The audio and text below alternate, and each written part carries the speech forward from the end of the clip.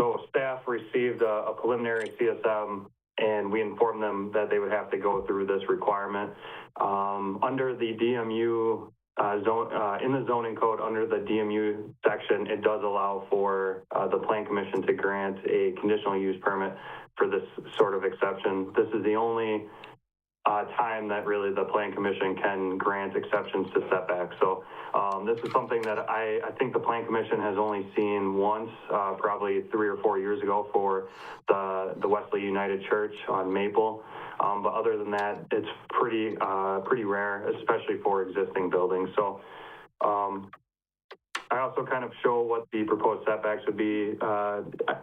The closest point, lot 2 is showing about 2 feet, and at the closest point, it's about 3.2 feet on lot 1. So still pretty minor setbacks in comparison to all the other zoning districts. It still won't even meet their minimum. So it's not like there's a huge gap anyway. So with that, the recommendation would be to direct staff to prepare a staff report for Common Council consideration and approve the conditional use permit request, including the following conditions and exceptions. Number 1, the approval of the certified survey map showing the proposed lot split is contingent on the conditional use permit. Number 2, this conditional use permit shall become void if the proposed certified survey map is not approved within 12 months of the disapproval, I should say. And number 3, the allowable side setbacks are approved as presented in the proposed certified survey map. Thank you, Bryce. Public hearing is now open. Open for any discussion. Public hearing is now open for any discussion. Public hearing is open for any discussion.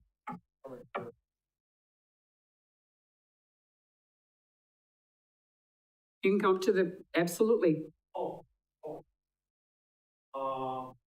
Yes, sir. And please state your name. State your name and address, yes, and there's a little button to push on the microphone. No, right down on the bottom. Is it red down bottom? Oh, I touch it when we... There you go, it's on, thank you. Yes. No, turn it back on. I think it's off now, it's gotta be red. Hit the button again. There you go. It's on. I'm Chuck McCauley. I'm one of the owners of that property over there. And we put together a team, just so you all know. We got Ark Romine, who's over here. He's our commercial real estate agent, looking at trying to bring commercial business to town with these buildings. And he as you've seen the signs before, it's NAI, is it Pfefferly? So we got a hold of Ark, and he got a hold of Melody Hamlin.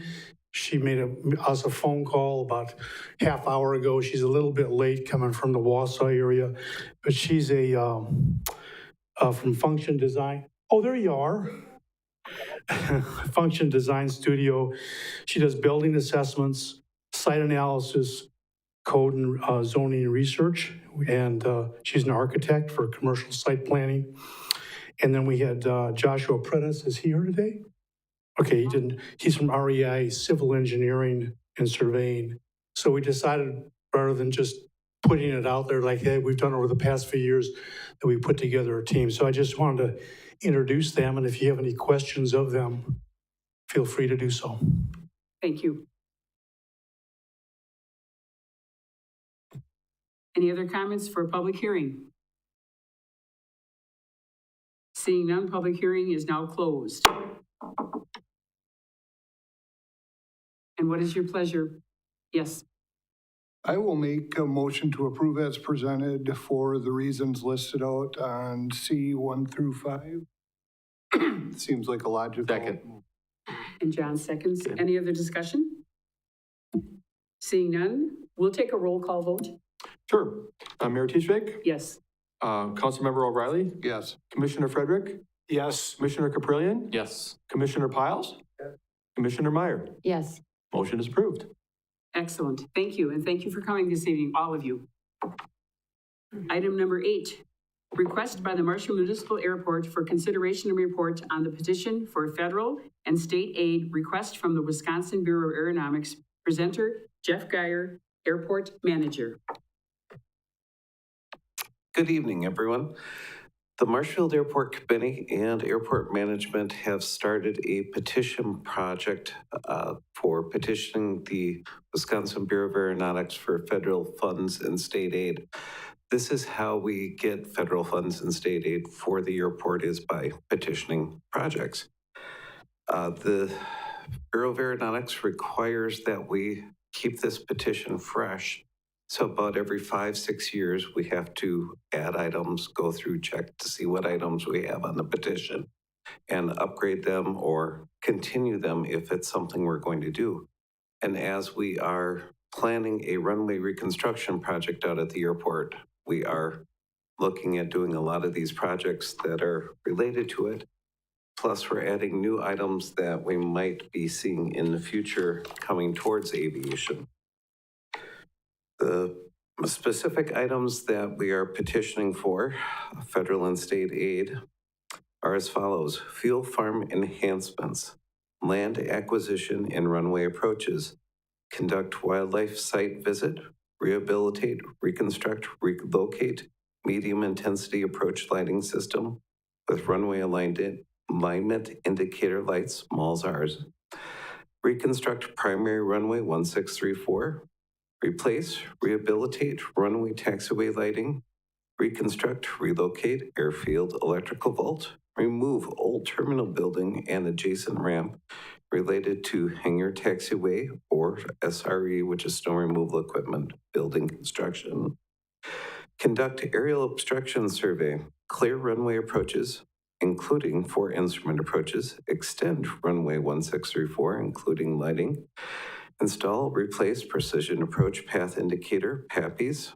reconstruct access road, construct parallel taxiway to runway 16, construct snow removal equipment building, SRE, rehabilitate, reconstruct runway 523, rehabilitate, reconstruct taxiways, construct south hangar area including taxiways, construct hangars, seal coat surfaces, pavement maintenance and markings, ramp apron expansion, rehabilitate, reconstruct apron, install alternative fueling facilities for aircraft that may include but are not limited to electric and hydrogen, install revenue generating electrical car chargers in the parking lot, install alternative energy producing sources not limited to solar panel farms, purchase of snow removal equipment, airport planning studies, airport environmental studies, airport layout plan updates, airport wildlife security fencing and gates, construct runway end identifier lights, rails,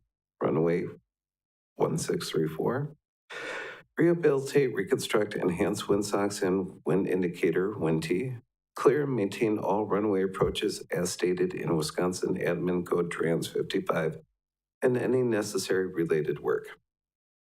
Now, as part of this petition process, one of the things we are required to do is to bring it to this board. The reason is because the Bureau of Aeronautics wants to make sure that it's just not the airport committee and airport that's saying, hey, we need this. They want to make sure that everything is in line with the comprehensive plan that the city has. Certainly the runway reconstruction is in line. That was last reconstructed in 1991. So that is going to be our big project here in 2028 coming up. So the runway lighting and all the lighting affecting that runway is going to be affected. The other thing that we're going to be doing is we are really pushing to get a runway extension to help provide a safety factor for the jets coming in. And we now have an aircraft based on the field that requires that. So that's a huge factor in helping us get federal and state funds, because before that we didn't have that. So the FAA didn't want to provide any additional funds. They haven't committed anything to it yet, but they have acknowledged that we do have that aircraft on the field now. So that's a huge step. Are there any questions I can answer? Any questions from the, So just wondering what you see as the long-range future for this airport, for our airport.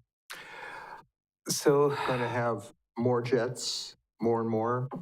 I noticed you're building a hangar. That's kind of the thing that The new aircraft that is on the field, they have an existing hangar on the airport, but it is extremely tight fitting the aircraft in there because of its size.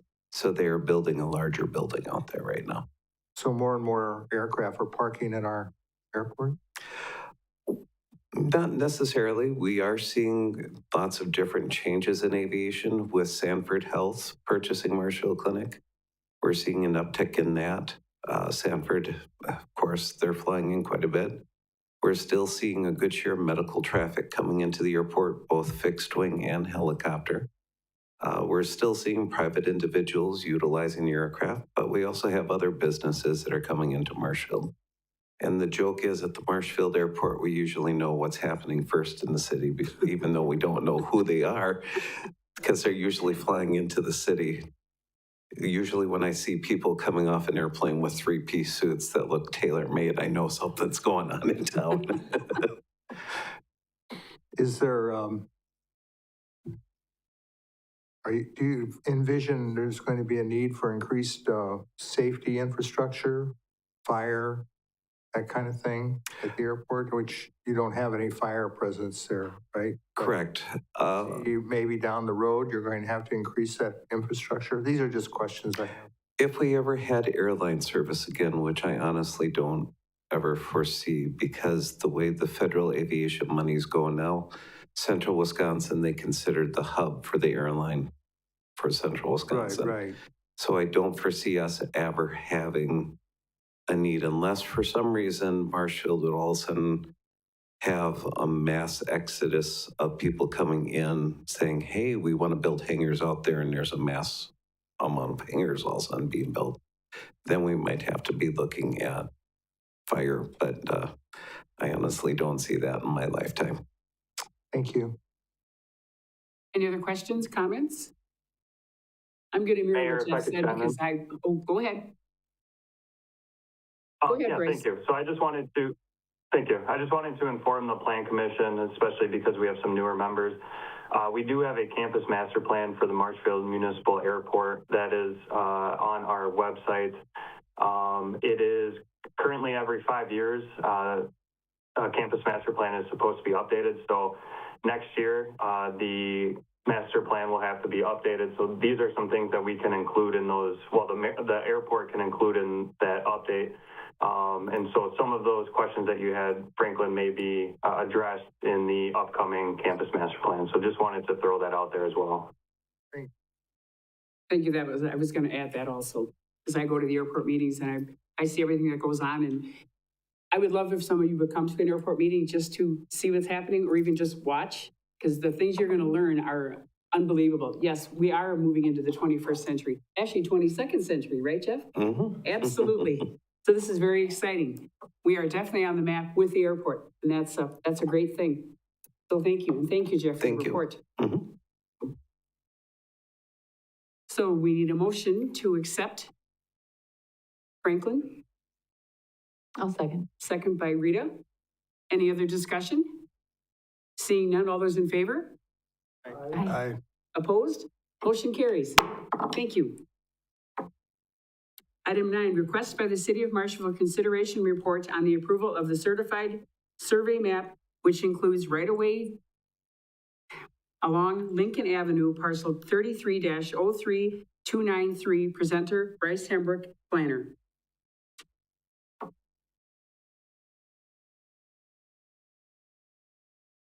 Sorry, couldn't get my audio for a second. Thank you. The city staff recently reviewed a certified survey map for the property that you're looking at. So it is one parcel, although it's configured into what would look like two parcels, but well, it actually is lot 1 and lot 2. There is a separate lot in between, which is owned by the city of Marshfield.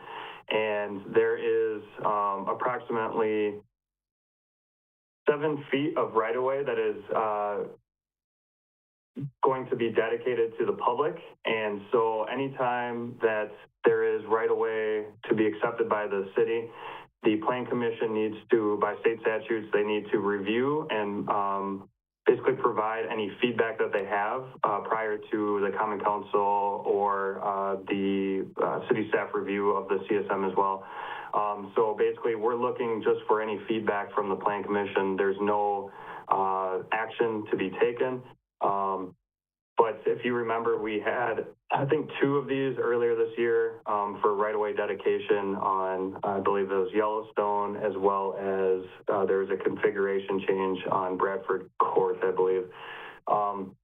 So ultimately, the reason why there's right-of-way to be dedicated is because for Lincoln Avenue, according to our subdivision code, which has the requirements for street width, or for required street width, Lincoln Avenue needs to be 80 feet wide. Currently, the right-of-way width is 66 feet wide with 33 feet on either side of the center line. And so typically what we do when a road is not meeting that minimum requirement is during the certified survey map review and approval or a final plat review, we would recommend that, land is dedicated to eventually meet that minimum requirement. So the reason why we are requiring 7 feet instead of 14 feet would be in the future, if and when property to the west of Lincoln Avenue would divide their property, that would be the time to acquire 7 feet on the west side of the street. So this is pretty standard for what we do. And as you can see, it goes all along Lincoln Avenue there. So ultimately, this is accomplishing the goal of, bringing Lincoln Avenue in conformance to our subdivision code requirements and allowing for us to increase the right-of-way width for a pretty well-used road, just in case there's any future, enhancements to the road, if there's any lanes that are added, et cetera. So with that, I don't really have anything else. Once again, there's no action that needs to be taken. However, any feedback is greatly appreciated as this moves forward. Any questions from the committee? I just have a question. Is the right-of-way 66 feet all the way along Lincoln, like from the viaduct down to Fifth, say? Or is it 80 feet at points? But I don't know offhand, but I recall seeing, I think the land to the south here, I think to the south of where this lot 1 shows at the very bottom here, I believe that there's points where there's more than 66 feet, but less than 80. And all the way up by the bar, kind of by McMillan, I think most of that is still 66. So ultimately the goal is to get to that 80 feet. And what happens is just, unfortunately, you almost have to piecemeal based on when CSMs or plats come.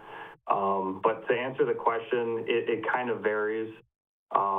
Especially Lincoln's a far street, so I don't know exactly the extent, but most of the right-of-way is currently 66, because at one point that was the minimum requirement, and as more people have used Lincoln Avenue, it has gone up in the classification of what the road is. And so the city would consider a local street different than a collector street, and a collector street different to an arterial road.